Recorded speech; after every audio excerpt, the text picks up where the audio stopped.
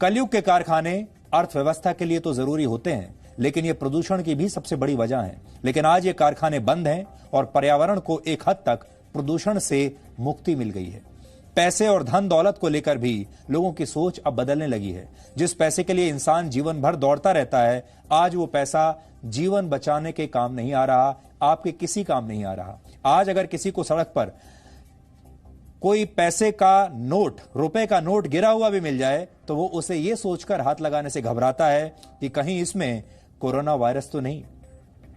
सतयुग के बारे में भी हम हमेशा यही कल्पना किया करते थे कि सतयुग में अगर आपको कहीं कहीं धन रखा हुआ या पड़ा हुआ मिल जाए तो ईमानदारी इस हद तक होती थी कि आप उसे हाथ नहीं लगाएंगे, और आज भी वैसा ही हो रहा है। नोट सड़क पर आपके सामने पड़ा है लेकिन आप हाथ नहीं लगा सकते। इसी तरह से लोगों को यह भी एहसास हो गया है, कोरोना वायरस जिस तरह से अमीर और गरीब दोनों को बराबरी से मार रहा है, आपको ये समझ में आ गया होगा कि पैसा आपकी जान नहीं बचा सकता। एक जमाना था जब घर आए मेहमानों को सबसे पहले उनके हाथ और पैर धुलवाए जाते थे। ऐसा साफ सफाई को ध्यान में रखकर किया जाता था। खाना खाने से पहले मां कहती थी, बेटा हाथ धो लो।